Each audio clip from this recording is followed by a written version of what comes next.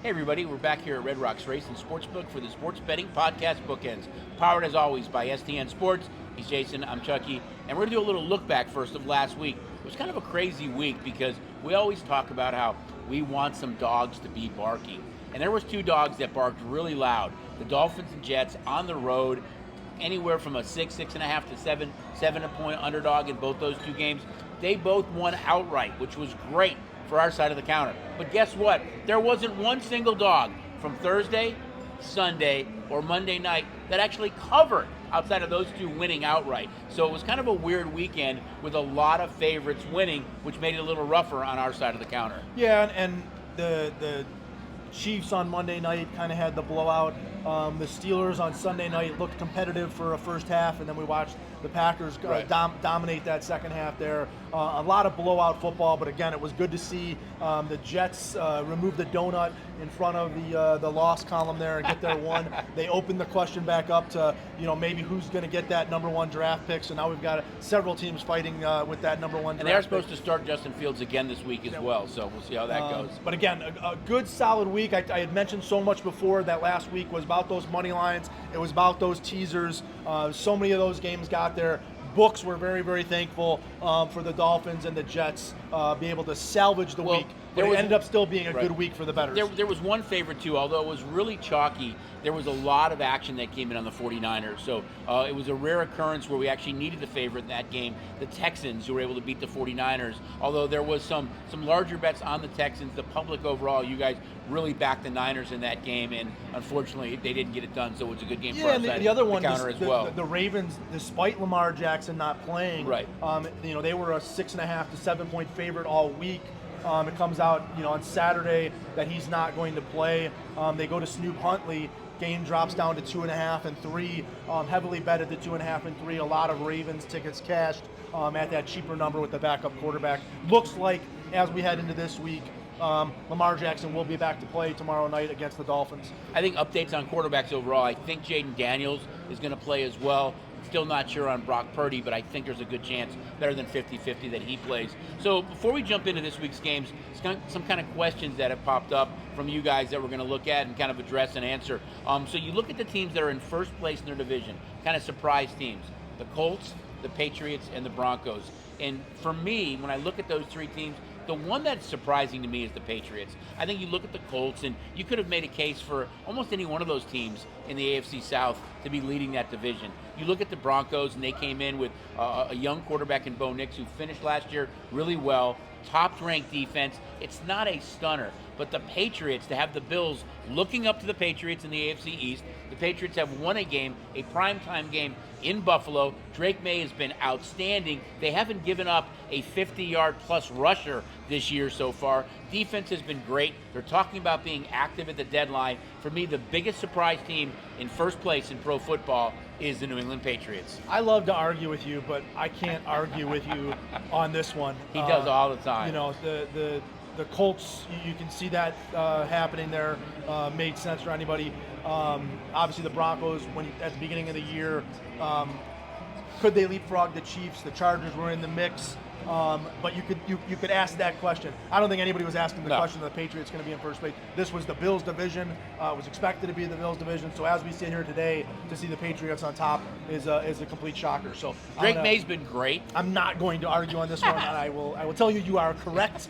The answer is Patriots. Drake May's been really good. I think when you look at the Broncos, you can make a serious case too for them in that division with the Chiefs and Chargers, and their two late field goals with zeros on the shot on the scoreboard being 8-0.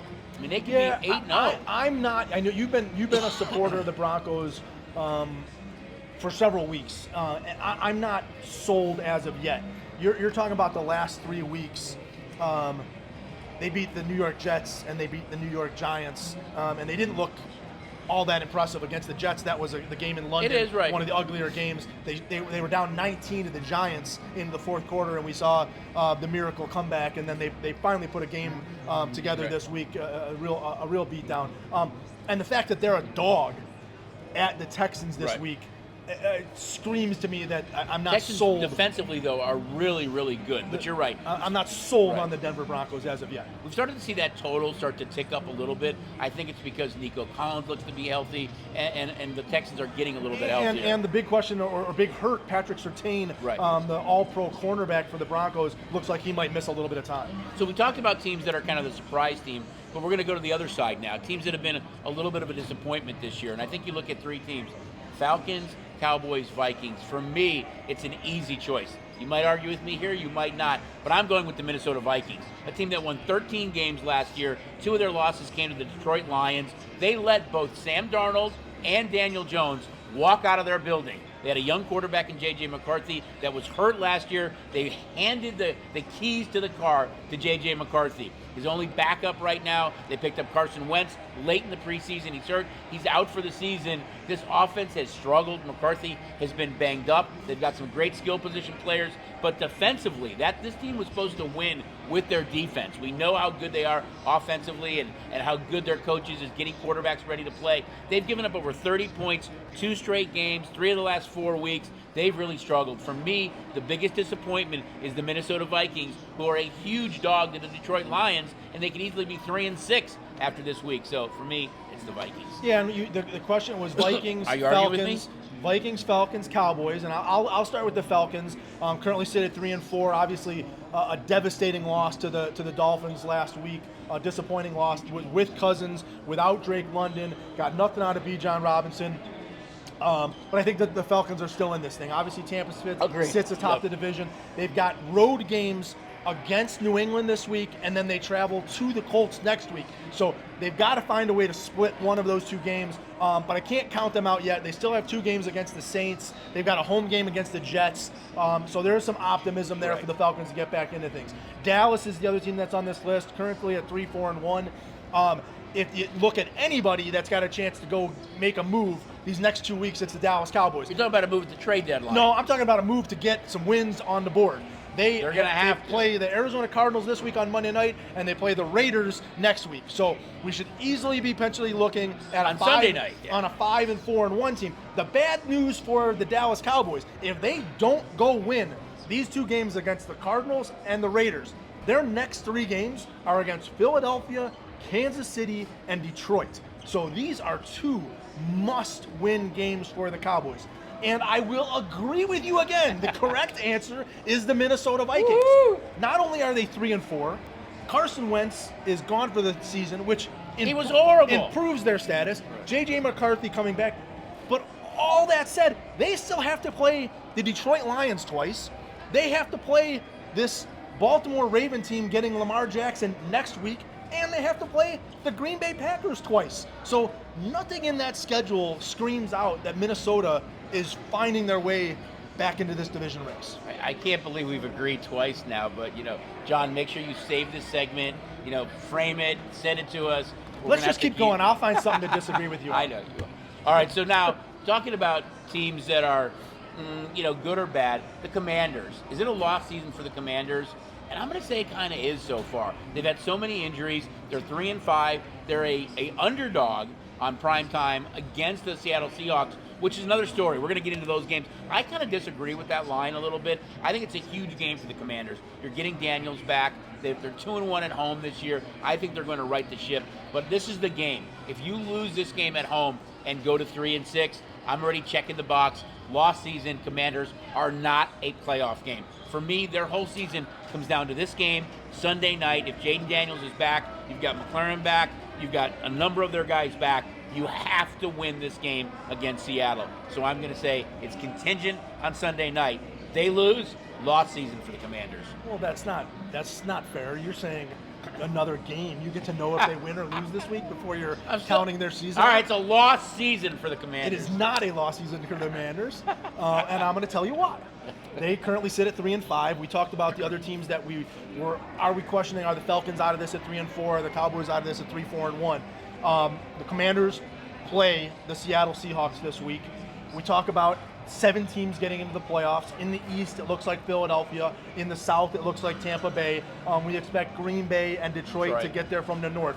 The West holds all the cards with 3 teams in the playoffs right now, be it Seattle at 5-2, the Rams at 5-2, and That's San why Francisco, this game is so big. and San Francisco at 5-3. So if Washington can go to 4-5 and move Seattle to 5-3, they can get themselves back in this race, and they are not out of this playoffs race because of one name and one name only, and that's Jaden Daniels.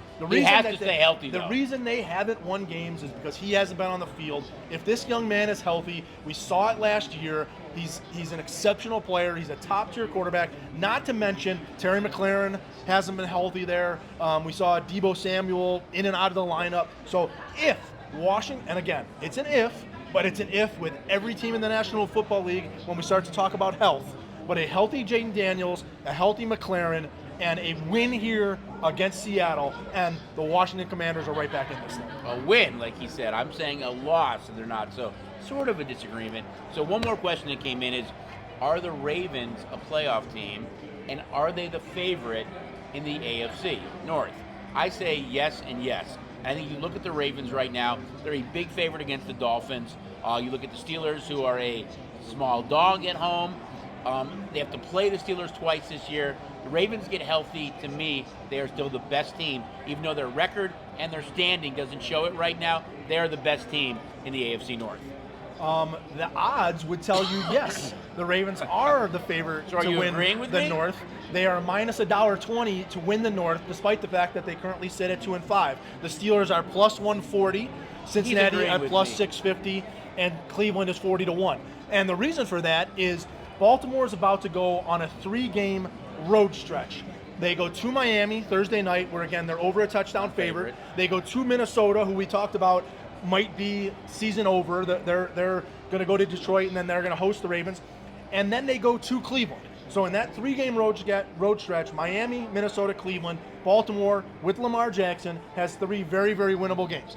Then they're going to turn around and they play 3 home games: the Jets, the Bengals, and this Pittsburgh Steelers team that currently sits above them. So if they can find a way to be the Ravens that we expected when we turned on the TV in week 1, they've got a really nice 6-game stretch to put themselves at 8-5. Not only be talking about winning the North, but really getting themselves back into the playoff picture and finding a way to run to get this team back to where they expected they would be. Yeah, I agree. I think they're a really good football team when healthy. And not only Lamar Jackson has been out for that team, but their defense has been a laundry list of injuries.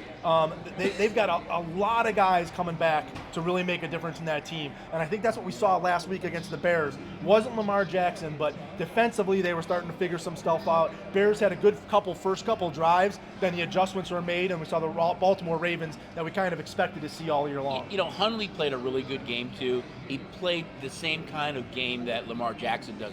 So you wonder, had they made that acquisition a little bit earlier, that maybe their record would be a little bit better. We're going to look at now some of the key games that we feel are some of the more impactful games on Sunday. Let's start with the team with the best record in football right now, the Indianapolis Colts. I mean, the Indianapolis Colts come in 7-1 at the Pittsburgh Steelers, who are 4-3. Steelers come off that home loss on primetime to the Green Bay Packers. Colts are a 3-point road favorite. They're 6-2 against the number of their last 8 games. They've gone over 8 of their last 11 games. He's not Daniel Dimes or Indiana Jones. They've now coined him, what is it? Indiana Dimes? Indiana Dimes. But he knew it. Indiana Dimes. So they're selling a lot of Indiana Dimes t-shirts. Jonathan Taylor's been phenomenal. Their young receiving core of Pittman and Pierce and Downs has been great. They've got the offensive line. You've got Warren at tight end, who's having a great year. They are a really, really good team right now. They're 7-1. Tough place to go play. But this Pittsburgh team, I'm not as worried about them on offense as I am on defense. I think they're going to be one of the more active teams at the deadline to add a complementary piece to DK Metcalf, but they've got to get this defense worked out, and they're playing against a very dynamic offense in the Indianapolis Colts. Yeah, and I think the line is, again, telling you when we talk about the Pittsburgh Steelers being plus 140 to win the North and the Ravens are the favorite, what we've seen in the last couple games, the fact that Jordan Love completed 20 passes in a row against that defense in the second half on Sunday night. They've got to be fuming a little bit in Pittsburgh. They were feeling good about themselves, and now the back-to-back losses, Colts coming in. We talk about that. the teams that look best are never as good as they look, and the teams that look bad are never as bad as that look. And that's kind of what the feel you get out of this game is that the Colts are feeling really good, playing really well. And you talked about... And they play in a division they're running away with. Jonathan Taylor has just been absolutely unbelievable. They're turning teams over, but again, they're beating teams up like the Titans and some of these other teams. This is going into Pittsburgh, a team that is got to be a little bit pissed off, despite the fact that they're not playing well. This feels like kind of just like a get-right game of Indianapolis is playing over their heads. Pittsburgh's been playing under their heads. Look for that home dog, because this wasn't a Cincinnati, or this wasn't an Indianapolis favorite on the road when you looked at this game early in the season. And it's back-to-back home games for the Steelers, so you don't want to lose back-to-back home games. You have a precious amount of home games in this league. It's really tough to lose back-to-back games. Just some interesting betting trends on this game, guys. Colts are 3-6 against the number. Their last 9 games against Pittsburgh. Pittsburgh is 4-8 straight up their last 12 games. Pittsburgh has gone over 5 straight games against the Colts. Another game we're going to look at now, we touched on the Vikings a little bit, is Vikings at Lions. Again, Vikings, one of the biggest disappointments for me. Not so much on offense, but clearly on defense. Last year they lost 3 games. 2 of those games were to Detroit. They lost at home 31-29, got destroyed in Detroit 31-9. They're 8.5-point underdogs here. Total is 48. This Lion team is still really, really good. Viking team has to get it going at some point. They're in last place in the NFC North. A loss here, and they go to 3-6. I think it's going to be a monumental task at that point. Hopefully, J.J. McCarthy can kind of get it going a bit, because they need him to really score some points here, because their defense has been really bad the last month or so. Yeah, and we'll be praying here for the Vikings to find a way to cover this game. But the feel of they went to Philadelphia, or they hosted Philadelphia, and they couldn't stop that long pass down the field. Smith and A.J. Brown really exploited them on the long pass. And then the following week, they went out to the Chargers, and we saw the Chargers and Aronde Gadsden just gash them, throw all over the field. So the defense has been really, really bad. And now you got to go face what is really the best offense in football between Montgomery and Gibbs and Mont St. Brown, and it just feels off of a bye week. So nothing seems to be going right in the direction, and that's why we see this big spread here at almost a double-digit favorite. Hopefully something can sneak up here, and the Vikings can go play their best game of football. But again, it's all come down to the quarterback position. Carson Wentz has been really, really bad, which put that defense in bad positions and being on the field a lot. But their defense still didn't play well. Oh, yeah, they've just allowed those long pass plays. For McCarthy, who, we talked about, even though he won that first game against the Bears, he had some struggles. But for him to come back off the injury and have to play in Detroit on the road is never an easy task. So, as Jay mentioned, they're almost a double-digit dog on the road in this game. Jamison Williams, the wide receiver for the Lions, has kind of been a lost wide receiver. He was touted as we were coming into this season as a fantasy sleeper, a guy that you needed to go get. I don't think he's had a game where he's had more than 2 catches in about 4 weeks. Maybe one game in there where he had 5 or 6 catches, but a game log of 1 and 2 catches. Bye week against a team now that is struggling against the deep ball. I expect to see Jamison Williams at least get a couple shots from golf. Look for 2 or 3 of those big shots downfield to Jamison Williams for the big play. I'm only going to give you one stat that just stands out in this game. I know you said we're going to be rooting for Minnesota. The Minnesota Vikings are 0-9 against the number their last 9 games against the Detroit Lions. So, come on, Skol. We're going to need you. Another game, big game. Chiefs at Bills. I mean, wow, what a game. You almost want this to be an isolated primetime game. The Chiefs have looked fantastic the last few weeks, even though their record doesn't reflect it, and they're not even first place in their division. If you're asking me right now who's the favorite to win the Super Bowl and who's the best team in football, it's the Kansas City Chiefs. You get Rice back, has really helped on offense. You get Worthy back, who's healthy now. You have a great coach in Spags. You've got a great coach in Andy Reid. And Mahomes is just a magician. It doesn't matter if he's rolling out, stepping up in the pocket, throwing with his right hand or his left hand. He's always going to find somebody. They're a small road favorite against the Bills. Bills have some injuries. They lose at Oliver for maybe the year. They haven't been great. They come back after their bye. They're now 9-0 after their bye. So that's really impressive. But it was against the Carolina Panthers. Prior to that, they didn't cover against Miami, didn't cover against New Orleans, and had back-to-back losses against the Patriots and Falcons. This is a game that might set the tone for the AFC for the rest of the year. Right now, the Chiefs are a small road favorite in arguably one of the toughest places to play in Buffalo on Sunday. Yeah, the Bills had that stretch of 3 home games, kind of underperformed, then went to Atlanta and lost, kind of bounced back with a win against Carolina. Again, Carolina was so bad in that game. Andy Dalton looked like he, lost half the playbook and didn't know what exactly the Panthers were calling at times. Saw Dowdle and them able to run the football, move the ball against the Bills early, and then just absolutely collapse, and James Cook just absolutely run all over. They could not stop the run at all. That Panther right. team. So Buffalo's got to feel good about themselves. And the best thing for Buffalo is to be heading back home. Obviously, they love to play at home. They play well at home. They've got a great home record. But man, their nemesis, the Kansas City Chiefs, coming to town. And you talk about that Chief team, and when you watch their games, it's just magical because you never know who the ball is going to or who's going to have the big play. But you always know Patrick Mahomes is going to come up with something crazy to make it happen, whether it's just quick little passes off the line, crazy shovel passes, just weird stuff that this guy comes up with to make big plays. Really helps that offense a lot. Worthy, Rice, Juju Smith-Schuster, Kelce, Hollywood Brown, everybody, right. Hunt, Pacheco. They have so many weapons, and him with the ground game. And this defense is getting better and better as the games go on. We saw he throw two early interceptions against the Commanders. Didn't phase them at all. The Commanders aren't really able to do anything with it, and the Chiefs go on for domination. So again, circle this up. Match of the day on Sunday, 1:25 kickoff. Chiefs Bills. Don't bet it unless you're betting it on the STN Sports app with that 10% odds boost. So a couple of stats for this one, too, to look at. Total's gone under in 5 of the Chiefs' last 7 games. Chiefs are just 1-4 straight up their last 5 games on the road. Buffalo 1-4, as we touched on, against the number their last 5 games.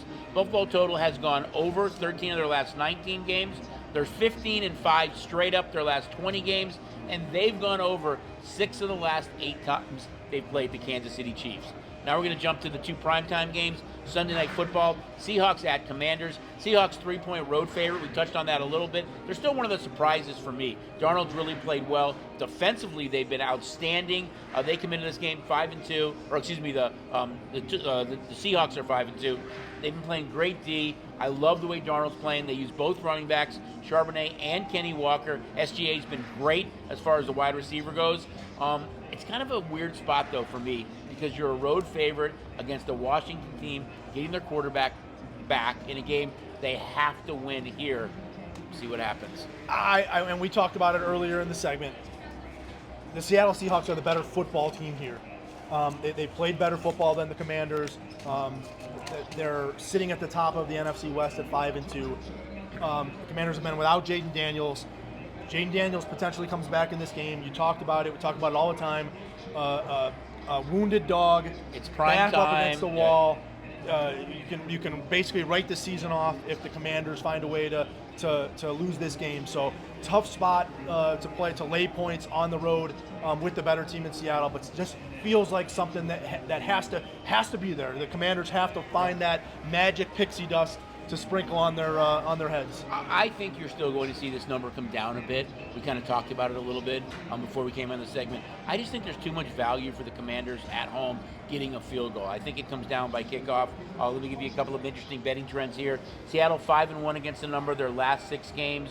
Washington, as we kind of alluded to with their struggles and the injury to Daniels, 1-4 against the number their last 5 games, 1-4 straight up their last 5 games. They've also gone under 5 of their last 6 games against Seattle. So something to look at. They're also 5-1 going back to last year against the number in their last 6 home games. We're going to jump to Monday Night Football now. Cards and Cowboys. Cowboys come into this game right at around a 3-point favorite here.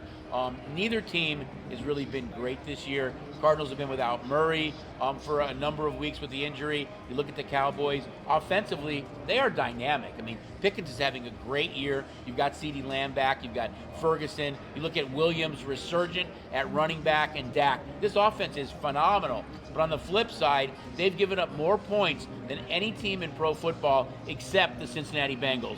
So they give the most points in the NFC, second most points in football. They can't stop anybody. Are they going to be able to stop the Cardinals in this game?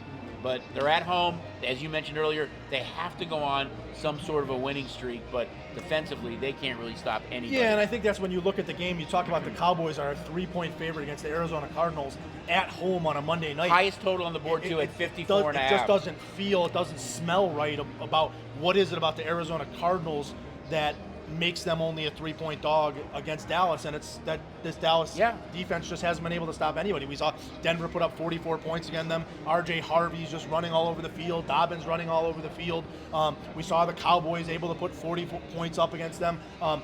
Bam Knight and McBride, and we'll see if Harrison. We'll see if we even get Kyler Murray, or if it's going to be Jacoby Brissett, who really you could make an argument as the Arizona Cardinals that Jacoby Brissett's been the better quarterback than what they've been able to do. Just 2 weeks ago, we almost saw them pull the upset at Indianapolis and played a very, very good football game. But there's nothing about that Arizona offense that strikes fear into you.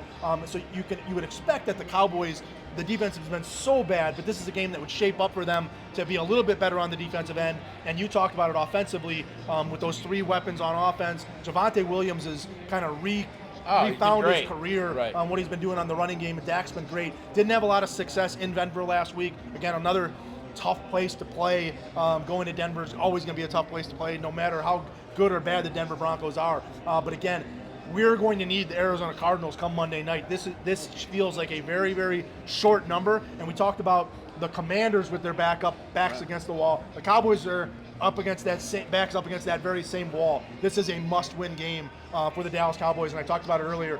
Cowboys play Arizona this week, the Raiders next week, but then have a 3-game stretch against Philly, Kansas City, and Detroit. So it feels like these are 2 must-win games against the Cardinals and the Raiders. Even though the Cowboys have a better record than the Commanders, I think the Commanders have a better chance to make the playoffs than the Cowboys do because of that defense. I think if you're looking at a team that needs to be active a bit at the trade deadline to help defensively, it has to be the Dallas Cowboys. Give you some betting trends in this one as well. Imagine if they had like Micah Parsons or something. That would be incredible. Yeah, I think he would help just a bit. Arizona 12-6 against the number of their last 18 games going back to last year. Interesting stat here. We gave you an interesting stat in the Minnesota-Detroit game. Arizona 7-1 against the number their last 8 games against the Dallas Cowboys. And although we talk about Dallas, going over, they've gone over 4 of their last 5 games at home. So we'll see what gives here. But overall, these are some of the marquee games that we're looking at for the week. It's a great time to get signed up for STN Sports. Come on in, enjoy all the fun at STN Sports at all of our properties. Get signed up for the mobile app. Still have up to that $50 no-worry wager. A lot of cool stuff going on. So for Jason, I'm Chucky for the Sports Betting Podcast Bookends powered by STN Sports. Good luck, and we will see you guys next week.